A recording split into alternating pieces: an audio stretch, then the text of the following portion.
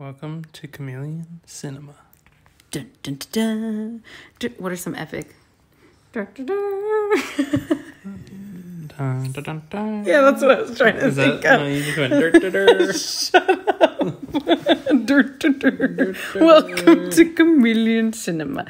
Anyways, we want to jump right in. We don't want to waste time, and I don't want to edit this. So we just got to get straight to the point. We chose for our first film. What did we choose? Independence Day. Independence Day. This was my pick. Independence Day, 1996.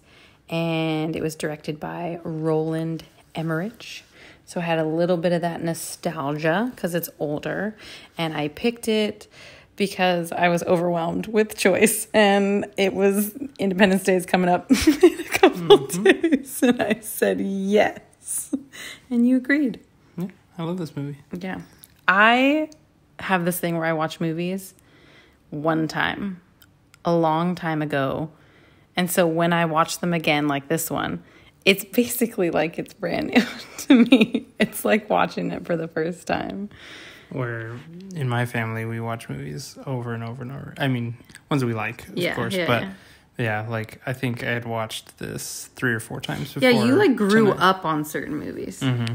And like I always have watched things once and then just on to the next, on to the next. There's a few that I rewatch, but yeah. Anyways, let's get into this one. So first thing I noticed was that it was such a woke movie for how old it was. Like right out the gate, you had like an Asian scientist. You had African American people or black people or Jewish people. We had a black general, like just in high profile situations. We had the first lady was a career woman, like just working. And I don't know what position she was, but it was Jeff Goldblum's like love interest. Wife, really. Oh yeah. And she was working, left him for a job. Yeah. And so it was very it was. I don't know. You could definitely believe that movie was made now. Yeah. And I think that always surprises me is that I don't want to get too political, but in the height of everything that everybody kind of just is so controversial or whatever, I do see strides that we took in our history to be different, to improve, to show diversity in a lot of ways. And so I'm always happy to see it. So that was nice to see. My next note is that Jeff Goldblum, I'm like late to the party. I'm always late to the party. But he has this strange attractiveness that the whole movie I'm just like, I get it. Like every other scene, I'm like, you know what I mean? And you agreed. Mm-hmm. But I already... knew. I was on that train. I think I got off the train because he's old now, but I don't know. I always knew that, and you're just like, what is this? Who's this? And I've seen movies with him. I don't know. I think it's been a while, so I was just kind of pleasantly surprised at his smoothness, and honestly, like the cast overall was really amazing. Like we also noticed down to like the child actors, basically everybody's famous. Yeah, or it was like one of their first roles, like come out roles, but like looking back now, everybody's face is recognizable. So many, like big up and comers or people who were like halfway through their career. Yeah, it was just like very studded, very star studded. Mm-hmm. A delightful note was we looked into Harvey Fierstein. Who's that again? You know who he is. He's the voice. Oh, yeah. Sorry. He's the voice from, was it Lao? What was his name in Mulan? Yao. I think Mulan, yeah. He's the short, tough guy. Tough, gruff guy. But then I noticed his voice right off, and he's like an assistant or something in Mrs. Doubtfire as well. Yeah, but his voice is iconic. And then we like looked him up, and he's been in like a ton of stuff that we recognize. And I'm like, man, this guy with the most gravelly voice I have ever heard. Yeah, like smoked way too much or something. Yeah. And he's always like, he's like Jewish, calling his mother. He's always on the, it's like that cliche voice. And he was amazing. He was delightful. It was super funny to watch. There was a Little Rascals kid. Anyways, yeah. So a lot of people that you would recognize. And I feel like everyone did an amazing job. Except for, I actually don't know her name. Shoot, I want to say it's Vivica Fox, I think. You'll have to look that up for me. Or I guess we're not going to because you're not near your phone and we're not doing edits. So, yeah, forgive me, but it's the chick it was Will Smith's love interest. Yeah. Occasionally, she took me out of it. Yeah, she was okay. She wasn't bad, but she wasn't good. She definitely, was... compared to everyone else, definitely stood out as a weaker. And it might have been her storyline too was weakish. It was just her moments, the believability just wasn't really there. That's what I would say. I did turn to Chris too and say that this movie, I don't know what it is. I don't know what you call it, but it has that believability factor. Every person in their role, you believe that's their job. That's what they do. That's where they live. It's a very authentic, feeling.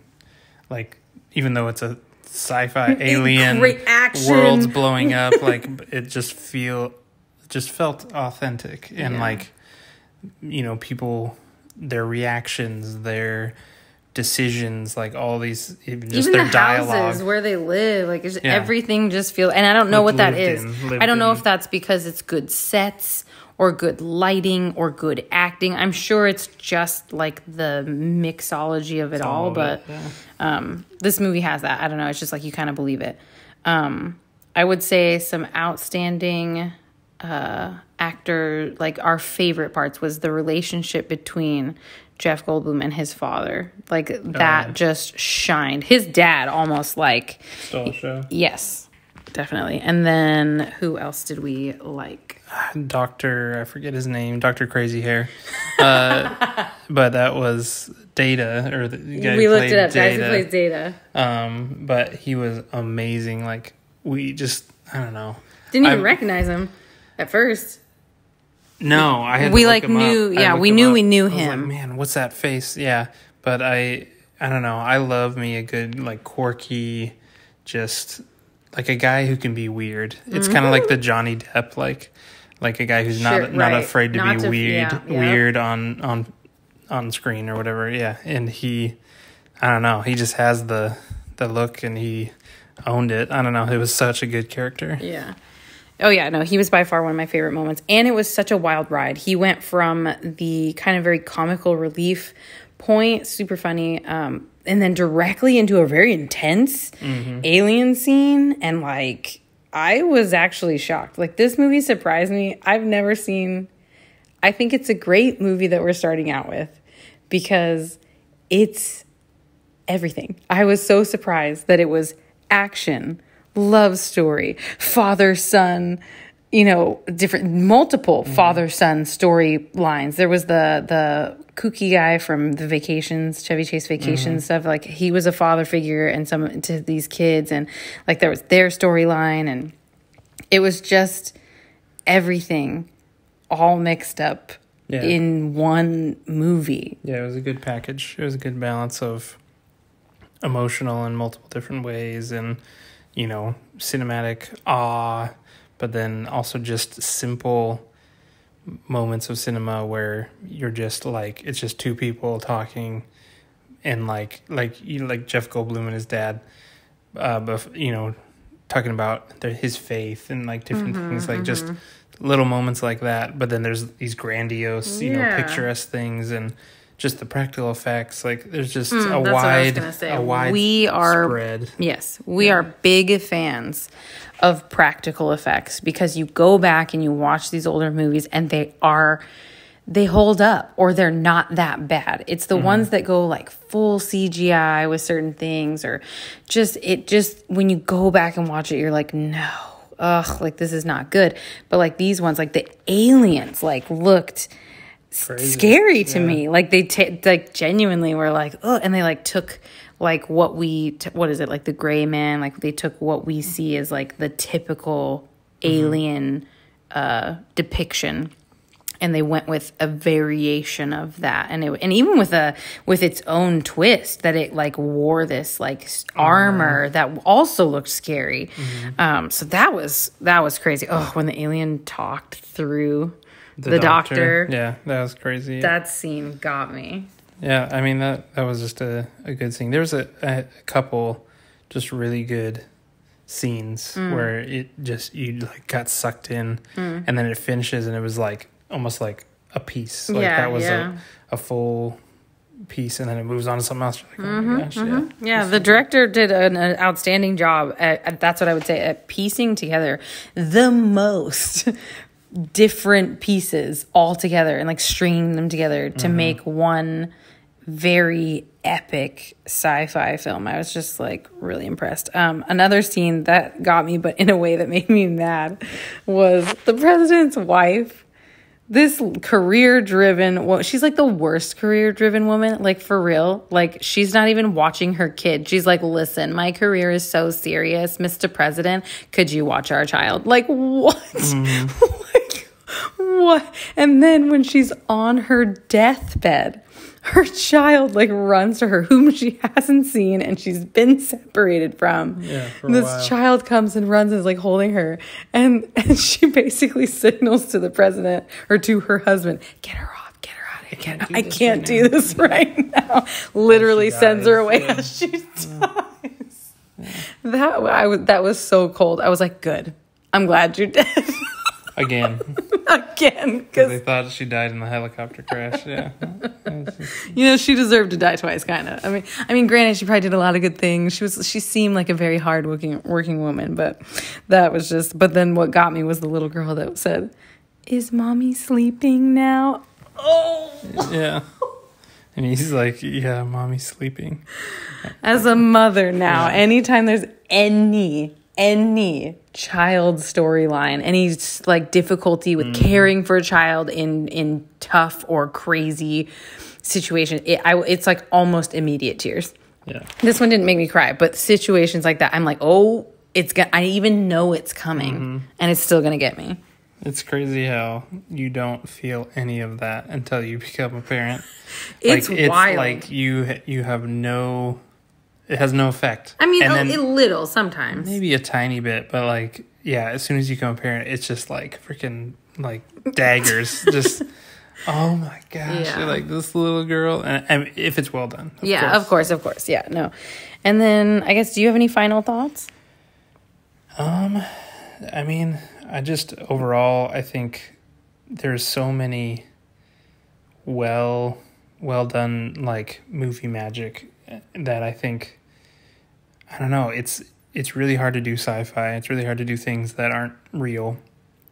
And he did such a good job with like the ships and just the big panoramic shots of just wide angle, or just, you know, wide shots of these spaceships and the even, I mean, it's hard to do scale, you know, and the scale of stuff. It was such a massive scale that actually made it terrifying. Right. And so, but to do such a good job with that even these ships that are hovering over cities that you've seen, you know, if you're in it, it still feels like almost like news, or feels real. Like I feel like that's really hard to do. And I feel like he did such a good job. I also feel like the storyline was, it's like it wasn't so scientific that it was outside of your field of understanding of like how they were going to beat them, but it was just clever enough that it could work, like that it made sense to your brain. Like it was just palatable enough to be like, oh, he stumbled across this 1100's like binary signal, and he understood that it was a countdown. And then he understood that you could do this simple, you could give it a virus, and you're like, yeah, and they're all listening to the mothership. Oh, and he knows chess. So yeah, he recognizes that they're putting themselves into these positions. It's like very easy to digest, but not so stupid that you're like, that's dumb. You know what I mean? It's a little plot devicey sometimes. Like, you know, when you really think about it, it's like, did he stumble across that? Like, whatever. Like, you know, whatever. What's it called? Suspension of belief or whatever. But I think the one thing that is kind of silly or it could like take you out of it a little bit is just like, okay, America saves. Oh, that's what I was gonna say. Saves the day. You know, like okay, no one else. Like I get corny. It's this ship or this part of the country's perspective, but it's like, yeah, maybe someone else figured something out too. Yeah, but maybe Russia had a plan to take it down. I guess it was America that sent. We had captured the ship and sent it back up to the mothership and, made the final, key to the fall down of all of them. I don't know. Sure. But that's what I was going to say, though. Like, if you're looking for a movie, 4th of July, America saves the world. Yeah. This is the pick for you. This is our pick. Yeah. This is our Chameleon Cinema pick for... I don't even know how long we're going to do this or how often. Weekly? For right now. We'll see. Our goal with this is to be simple, to be easy. We're not doing research on these movies. No. We're not studying background. This is, hey, we watched it. This is what we thought. Yep. Some of us aren't even taking notes. I took a few notes, but you just... I'm just saying, But so hope you enjoy. Hope you come along for the ride and... watch one of our suggestions or recommendations. Yeah. We have to rate it. Oh, shoot. Yeah, with our... Do you want to do the rating system? On the fly. Okay. On the fly. So, first is rewatchability. Wait. So you do 2 and I do 2? Or... Well, 5 points are how likely you would be to rewatch it. Why don't you just explain it to the people so that I can also learn what we're doing? So, out of 10 points... splitting up 5 and 5. 5 points to how likely we are to watch it again. 5 points of just overall how good of a film we thought it was. So, but and then you do yours and I do mine, and we add ours together. No. Yours is out of 10. Mine's out of 10. We each have ours out of 10. Oh, so I can lowball it and you can highball a movie, like sort of thing. Yeah. Okay, so it's not a unanimous Chameleon Cinema. Score. No. We'll talk about that later. So, my rewatchability, I'd say is 5. Wow. High praise. I've watched it already. Because you've actually lived it. Yeah. You've tried an experiment and it works. It fits. And I think my out of 5 for just overall film, I'd say it's like between 3 and 4, but I'll play it safe and do like a 3. Oh wow, okay. So I would have gone 4, I think. I'm gonna do an 8. So an 8 stars from Chameleon Chris. Yeah. Okay, so what's funny is I think I agree. So we should have just done this together because I feel like rewatchability, it's great. It's great rewatchability. I could have it on the background around 4th of July, whatever. Like it's just... Or if it's been long enough, sit down and truly enjoy it again. Yeah, no, that's what I'm saying. But usually rewatchability is just like, I want it on, I want to watch it, or like whatever. Like it's just, no matter, don't judge how I rewatch it. I'm not. Anyways, I'm saying 5.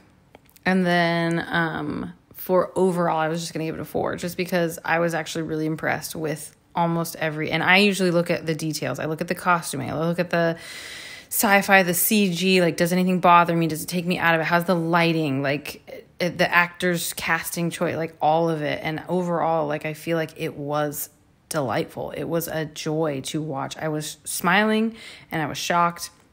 There were moments where I was generally like clutching a pillow and a little bit like, oh, like pulled back. Yeah. It was great. Except for the corny dog blow up scene. That was the worst. But overall, yeah, I would agree. So that makes mine a 9. Yep. So then what if we... Nope. Okay, that's it. You have a 9, I have an 8. We're 2 different people. All right. Independence Day. That's it. That's independent scores. Shut up. Yeah, so we're going to try to do this all summer long, and then even further probably. We'll see. We love movies. Yep. So it's something we sit down and watch and enjoy. So hopefully you can enjoy, comment, let us know what we should check out. We may or may not listen to your suggestions.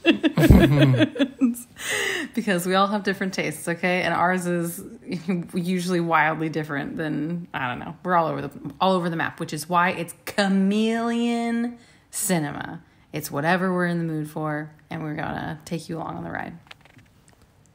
Yep.